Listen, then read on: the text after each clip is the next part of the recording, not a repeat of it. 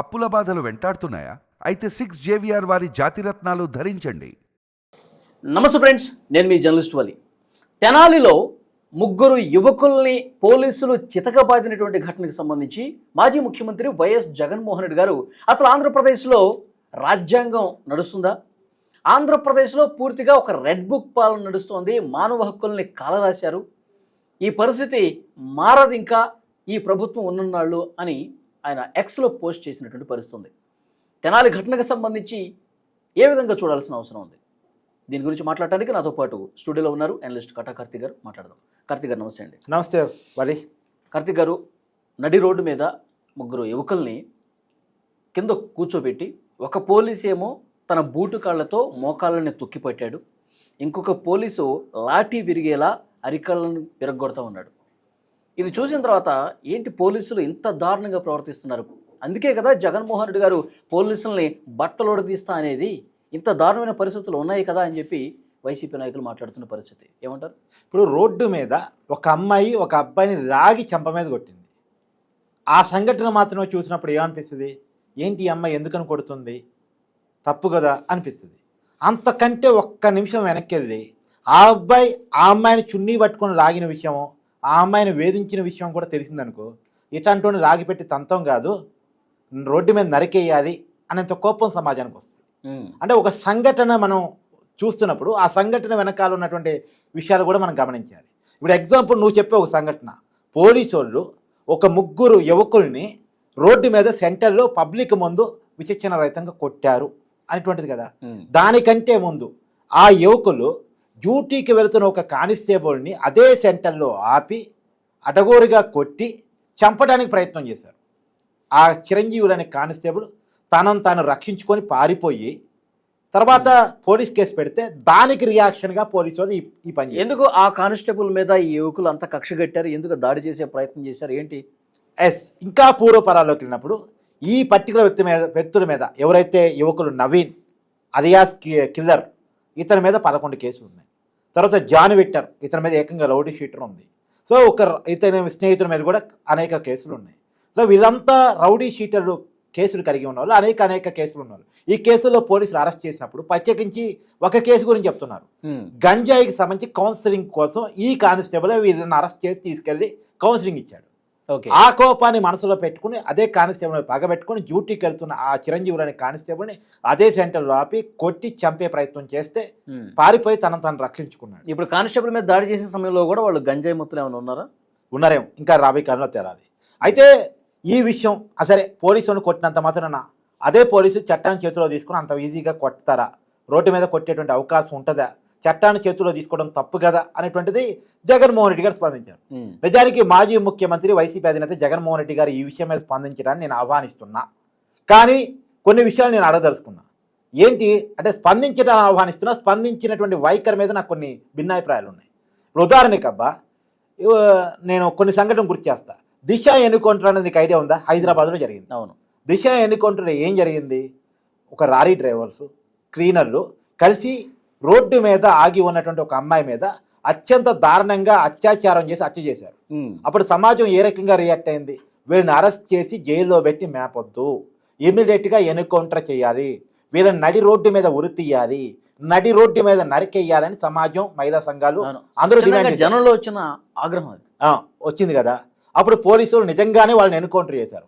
సరే, పోలీసులు చెప్పింది ఏంటంటే మేము సీన్ రీక్రియేషన్ కోసం వాళ్ళని తీసుకెళ్తే వాళ్ళు మా మీద తిరగబడ్డారు, అందుకని తప్పని పరిస్థితుల్లో మేము వాళ్ళని ఎన్కౌంటర్ చేశామని చెప్పారు. అయినా వాళ్ళ మీద చట్టపరంగా కేసు నమోదైంది. కానీ సమాజంలో ఆ ఎన్కౌంటర్ చేశాడు అనే కారణం చేత పోలీస్ కమిషన్ సజ్జనార్కి జిందాబాద్ కొట్టారు, హీరో అయ్యాడు. సజ్జనార్ హీరో అయ్యాడు సమాజంలో, కానీ చట్టపరంగా కేసు నమోదైంది. మరి సమాజం దృష్టిలో సజ్జనార్ హీరో కదా, పోలీసులు చేసింది కరెక్టే కదా, సమాజమే డిమాండ్ చేసింది కదా, సోషల్గా చూసినప్పుడు కరెక్ట్ అయింది కదా. అది ఒక పాయింట్. ఉగ్రవాదులు మొన్న కాశ్మీర్ యాత్రికుల మీద చేసిన పహల్గామ్ దాడి నీకు ఐడియా ఉంది కదా. మన భారతీయ యాత్రికుల మీద మతం అడిగి మరి భార్యల ముందే భర్తల్ని ప్రైవేట్ పార్ట్స్ చెక్ చేసి మరి అత్యంత కిరాతకంగా చంపారు. పైగా భార్యలు కొంతమంది నిలదీస్తే మీ మోడీ గారికి వెళ్ళి చెప్పుకోండి అన్నారు. దాని మీద దేశం మొత్తం రియాక్ట్ అయింది. ఉగ్రవాదులకి కఠినమైన బుద్ధి చెప్పాలి, వాళ్ళని ఇమీడియట్గా చంపేయాలని దేశం మొత్తం డిమాండ్ చేసింది. ఏకంగా దేశ ప్రధాని మోడీ గారు కూడా స్పందించి వాళ్ళు ఎవరిని వదిలిపెట్టమని చెప్పారు. ఒకరోజు రాత్రి అనుకున్నట్టుగానే ట్రయల్స్లో ఉన్నటువంటి యుద్ధ విమానాన్ని ఒక్కసారిగా పాకిస్తాన్కి పిఓకేకి పంపించేసి ఉగ్రవాద శిబిరాల మీద 9 శిబిరాల మీద దాడి చేసి 100 మంది ఉగ్రవాదులను చంపారు. నిజానికి ఉగ్రవాదులకు ఫోన్ చేసి మేము వస్తున్నాం, మీరు రెడీగా ఉండండి, ఆయుధాలు పట్టుకొని తుపాకులు పట్టుకుని రెడీగా ఉండండి అని చెప్పి పోలే. ఒక్కసారిగా ట్రయల్లో ఉన్నటువంటి యుద్ధ విమానాన్ని పిఓకేకి పాకిస్తాన్కి పంపించి 100 మంది ఉగ్రవాదులను చంపేశాం. కానీ మనుషులను చంపేయటం తప్పే, కానీ ఉగ్రవాదులను చంపేయటం కరెక్టే. ఉగ్రవాదులను చంపడానికి నీతి అవసరం లే. వాళ్ళు బతుకుంటే ఇంకొంతమందిని చంపేస్తారు కాబట్టి వాళ్ళకి బతికే అర్హత లేదు కాబట్టి వాళ్ళు మనం చంపేశాం. సమాజం యాక్సెప్ట్ చేసింది. ఇవాళ చంపేసినటువంటి ఆర్మీకి సెల్యూట్ చెప్తా ఉంది, మోడీ గారికి జిందాబాద్ చెప్తా ఉంది. దీంట్లో ఏమైనా భిన్నాభిప్రాయం ఉందా? లేదు. సో కొద్దిగా పెద్ద ఇన్సిడెంట్లు, ఒకటేం ఉగ్రవాద దాడి, ఒకటేం అత్యాచారం, కాబట్టి వాళ్ళని చంపేయాలని డిమాండ్ వచ్చింది, చంపేశారు, వాళ్ళకి సెల్యూట్ కొట్టారు జనం. ఇది కొద్దిగా చిన్న ఇన్సిడెంట్. ఇక్కడ అత్యాచారమో హత్యో లేదు, కాకపోతే దాడి ఉంది. ఎక్కడుంది? పోలీస్ కానిస్టేబుల్ మీద ఏకంగా దాడి ఉంది. ఇప్పుడు పోలీస్ కానిస్టేబుల్ మీద రోడ్లో పబ్లిక్ ముందు దాడి చేసినప్పుడు పబ్లిక్లో కలిగే ఒపీనియన్ ఏంటి? పోలీసులు మీకు మీరే రక్షణ కల్పించుకోలేరు, రౌడీ షీటర్లు మిమ్మల్ని కొడతారు, మీరు ఏమీ చెయ్యలేరు, మీ కాడికి మేము వస్తే మాకు రక్షణ కల్పిస్తారు. రేపొద్దున మేము పోలీస్ కానిస్టేబుల్ని కొట్టాం, మేము రేపు ఎస్ఐని కొడతాం, సిఐని కొడతాం, రేపు కమిషనర్ని కూడా కొడతాం, మా స్థాయి ఏదని చెప్పేసి వీళ్ళు రోడ్డు మీద రౌడీజం చేస్తే వీళ్ళు రౌడీజం చేస్తే పబ్లిక్ పోలీస్ స్టేషన్ పోలేరు కదా. పోలీసులు కూడా ఏం చేయాలో పోలీసులు కూడా కొడతారు వాళ్ళని చెప్పి జనం చెప్పుకుంటారు కదా. దీనివల్ల పోలీసులు చులకనవుతారు, పోలీసుల మీద భయమో భక్తో గౌరవమో తగ్గిపోద్ది, వీళ్ళ పట్ల భయం పెరిగిపోయింది. వీళ్ళు రేపొద్దున పబ్లిక్ ఏదైనా ఇష్యూ వస్తే పోలీసుల దగ్గరికైనా పోయిన దానికంటే వీళ్ళ దగ్గరికి పోయి ఎంతో కొంత సమర్పించి మా సెటిల్మెంట్ చేసుకోవచ్చు అనేటువంటి ఒపీనియన్ పబ్లిక్ ఏర్పడే అవకాశం కూడా ఉంటుంది. కాబట్టి పబ్లిక్లో చులకనైనటువంటి పోలీసులు తమ ఇమేజ్ కాపాడుకోవాల్సిన పరిస్థితి ఉంటుంది. మేము పోలీస్ అంటే రౌడీకి భయం ఉండాలి, రౌడీ అంటే పోలీసుకి కాదు, పోలీస్ అంటే రౌడీలకు భయం ఉండాలి అనే దాన్ని క్రియేట్ చేసుకోవాలని తప్పనిసరి అవసరం ఉంటుంది. ఓకే, అది పోలీసు యూనిఫామ్ యొక్క ప్రతిష్ట. అందుకని ఇక్కడ ప్రశ్నించేది పోలీసులు మరీ అంత దారుణంగా కొట్టడం అనేది మాట్లాడుతూ ఉన్నారు. ఆ పాయింట్ కూడా వస్తా, నువ్వు అన్న ఆ పాయింట్ కూడా వస్తా. దాని మీదుగా జగన్మోహన్ రెడ్డి గారు మాట్లాడి మదమెక్కిన పోలీసులు రాష్ట్రంలో ఉన్నారని చెప్పి కూడా వైసీపీ నాయకులు విమర్శిస్తున్నారు. ఒక కాలు వాళ్ళ మీద ఆ ముగ్గురు యువకుల మీద తొక్కిపెట్టి ఒక పోలీసు తొక్కిపెట్టాడు, ఇంకొకళ్ళు చాలా అంటే లాఠీ ఇరిగిపోయినా ఇంకో కొత్త లాఠీ తీసుకుంటూ నవ్వుకుంటూ కొడతా ఉన్నారు పోలీసులు. అవి కూడా వీడియో తీశారు. వీళ్ళు పక్కకి తీసుకెళ్ళి కొట్టడమా లేకపోతే జైలుకి తీసుకెళ్ళి ప్రైవేట్గా కొట్టడమా ఇట్లా కాకుండా నడి రోడ్డు మీద కూర్చోబెట్టి వీడియోలు తీసి సమాజంలో ఆ వీడియోని వదిలారు. అంటే ఏమంటావు? పబ్లిక్గా కొట్టడం తప్పు, ప్రైవేట్గా కొట్టుంటే కరెక్టే అని చెప్పదలుచుకున్నావా? సరే, ఏమైనా జగన్మోహన్ రెడ్డి గారు దీని మీద మాట్లాడారు కాబట్టి వైసీపీ మాట్లాడుతుంది కాబట్టి నేను కొన్ని సంఘటన గుర్తు చేస్తాను. వైసీపీ అధికారంలో ఉన్నప్పుడు రఘురామ కృష్ణరాజు గారు వైసీపీ ఎంపీనే, వాళ్ళ పార్టీ ఎంపీనే. ఆయన అయితే వాళ్ళ పార్టీలోనే ఉంటూ వాళ్ళ పార్టీని ప్రశ్నిస్తున్నందుకు గాను, వాళ్ళ ప్రభుత్వాన్ని ప్రశ్నిస్తున్నందుకు గాను, జగన్మోహన్ రెడ్డి గారిని ప్రశ్నిస్తున్నందుకు గాను స్టేషన్లో పెట్టి అత్యంత దారుణంగా కొట్టే ప్రయత్నం చేశారు, చంపే ప్రయత్నం చేశారు. గుండెల మీద కూర్చొని హార్ట్ సర్జరీ చేసుకునేటువంటి పేషెంట్ మీద విచక్షణారహితంగా కొట్టారు అనేటువంటి కస్టోడియల్ టార్చర్ కేసు ఇప్పుడు కేసు నడుస్తూ ఉంది. అంటే ఒక ఎంపీని స్టేషన్లో పడేసి కొట్టడం కరెక్టా? తర్వాత ముంబైకి సంబంధించినటువంటి ఒక జట్పానీని అదే పోలీసులు చేత, అంటే మామూలుగా ఏంటంటే అమ్మాయిలకి పోలీసులు రక్షణగా ఉంటారు, కానీ రక్షణగా ఉండాల్సిన పోలీసులే, రక్షణగా నిలవాల్సిన ప్రభుత్వమే ఒక అమ్మాయి కుటుంబాన్ని ఒక ప్రైవేట్ గెస్ట్ హౌస్లో బంధించి ఎరాజ్ చేయడం కరెక్టా? పోలీసుల చేత ఇలాంటి పనులు చేపించారు కదా. ఇప్పుడు ఇంకొక విషయం కూడా నేను చెప్తా అబ్బా సార్, ఈ రెండు సంఘటనలు కూడా వదిలే మైండ్లోని తీసే. జగన్మోహన్ రెడ్డి గారి మీద 2019 ఎన్నికల కంటే ముందు కోడికత్తి దాడి జరిగింది, ఐడియా ఉందా? వైజాగ్ ఎయిర్పోర్ట్లో ఒక యువకుడు, శ్రీనివాస్ అనేటువంటి ఒక యువకుడు కోడికత్తితో జగన్మోహన్ రెడ్డి గారి మీద దాడి చేశాడు అనేటువంటి కేసు. ఆ రోజు వైసీపీ నాయకులు కానీ కార్యకర్తలు కానీ ఏం రియాక్ట్ అయ్యారు? ఆ దాడి చేసిన యువకుని కూడా అదే కోడికత్తితో దాడి చేయాలి, అతన్ని నడి రోడ్డు మీద ఉరితీయాలి, అతన్ని వెంటనే శిక్షించాలి, అతన్ని జైల్లో పెట్టి మ్యాప్ వద్దు అని డిమాండ్ చేశారు. అంటే వాళ్ళు ఆ రోజు డిమాండ్ చేయడం రైటా మరి? అంటే జగన్మోహన్ రెడ్డి గారి మీద దాడి చేస్తే వైసీపీ కార్యకర్త రియాక్ట్ అయిన తీరేం ఇలా ఉంది, అదే ఇంకొకరు పోలీసుల మీద దాడి చేస్తే పోలీసులు రియాక్ట్ అయిన తీరు తప్పు అవుతుందా? ఇంకొక మాట కూడా చెప్తాను నేను. పట్టాభి ఇంటి మీద వైసీపీ అధికారంలో ఉన్నప్పుడు టీడీపీ నేత పట్టాభి ఇంటి మీద విజయవాడలో దాడి జరిగింది, గుర్తుందా నీకు? అవును. ఆ టైంలో పట్టాభి కూడా లేడు.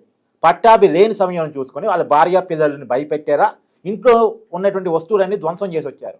ఇది కరెక్ట్ కాదు కదా అని జగన్మోహన్ రెడ్డి గారిని అడిగితే ఆ రోజు జగన్మోహన్ రెడ్డి గారు చెప్పిన సమాధానం ఏంటి?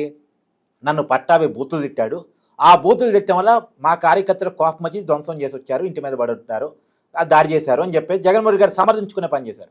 జగన్మోహన్ రెడ్డి గారిని బూతులు తిడితే వైసీపీ నాయకులు ఇంటి మీదకు పోయి భార్య పిల్లని కొట్టేసి ఇంట్లో ఉన్న వస్తువులు ధ్వంసం చేయటం రైట్ అయినప్పుడు పోలీసుల మీద దాడి జరిగితే పోలీసుల యూనిఫామ్కి అప్రసిస్త ఏర్పడితే పోలీసులు ఇలా రియాక్ట్ అవ్వడం తప్పవుతుందా? కేవలం బూతులు తిట్టినందుకే వైసీపీ కార్యకర్తలకు అంత కోపం వస్తే ఏకంగా కొట్టి చంపేయాలని చూసినప్పుడు పోలీసుల పరవను పబ్లిక్లో తీయాలని చూసినప్పుడు పోలీసులు రియాక్ట్ కారా? అంటే వైసీపీ కార్యకర్తలు చేస్తే కరెక్టు, పోలీసులు చేస్తే తప్పు అవుతుందా? అంటే నిజానికి జగన్మోహన్ రెడ్డి గారు చేసిన ట్వీట్లో రెండూ ఖండిస్తుంటే బాగుండేది. పోలీసులు ఇలా రియాక్ట్ కాకూడదు, అదే క్రమంలో పదే పదే నేరాలకు పడపడుతున్నటువంటి ఆ యువకుని కఠినంగా శిక్షించాలి.